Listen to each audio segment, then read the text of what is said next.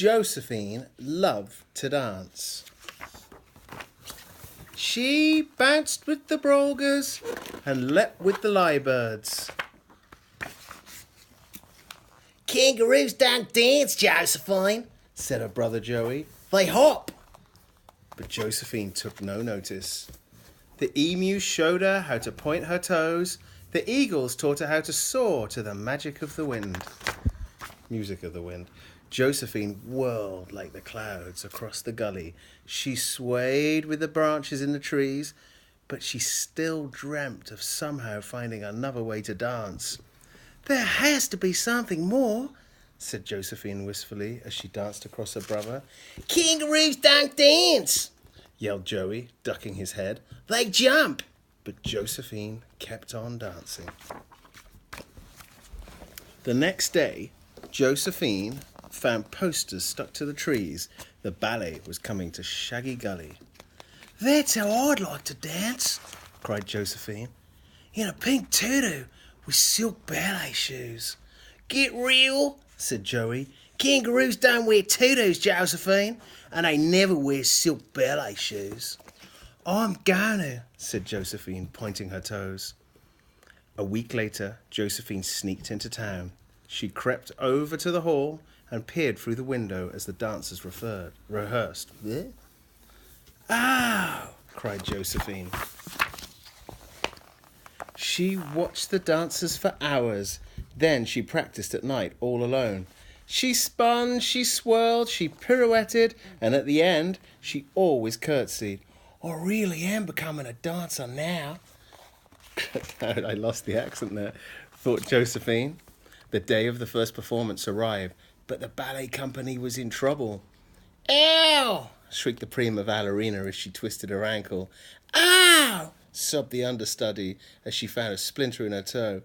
Who will dance the lead role? Cried the ballet director. Who else can leap so high? Josephine jumped through the window and onto the stage. A kangaroo! Yelled the dancers. There's a kangaroo on stage! Josephine pointed her toes. She tossed her head. She swayed like the lyrebirds as they called to their sweethearts. She soared like an eagle through the sky. A dancing kangaroo! Everyone cried. Who ever heard of a dancing kangaroo? Josephine swirled above the stage like the mist playing with the moon. The director stared at Josephine. Finally, she smiled. Well, this kangaroo can dance, and she knows the lead role, and she can jump higher than any other dancer I've seen. The director took Josephine to the wardrobe. The kangaroo! Exclaimed the costume designer. I can't dress a kangaroo! The costume designer quickly altered a tutu for Josephine. He stretched out some ballet shoes too. They were probably the longest ballet shoes in the world. At last, it was time for the performance. The audience took to their seats. The orchestra tuned up. Josephine stood backstage, waiting for the music to begin. Josephine! Hissed Joey through the window. What are you doing? Come back to the bush at once. No, said Josephine. I'm going to dance in a pink tutu with pink ballet shoes. Oh, it's my chin. Ow! I'm going to jump higher than any other dancer in the world. The lights dimmed. The orchestra started playing. The curtains opened and the performance began. The ballerinas fluttered onto stage. 1, 2, 3, 4, and Josephine!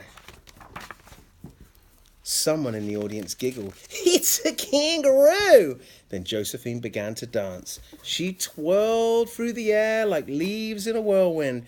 She leapt like no other dancer had before. And at the end, she curtsied like the brolgers bowing to the sun. The audience was silent. And then they clapped. And then they cheered. Hooray! This kangaroo's a dancer, they cried. A truly magnificent dancer. Josephine was still curtsying when the ballet director brought bunches of roses on stage. Roses are delicious, she decided Josephine. And I finally am a dancer, and it's fun. In fact, dancing looked like so much fun that soon all the audience were bounding and a bouncing, prancing and a pouncing, bumping and a jumping, leaping and a thumping, swishing and a swirling, and twinkle-toe twirling. But nobody ever danced quite like Josephine. Oh.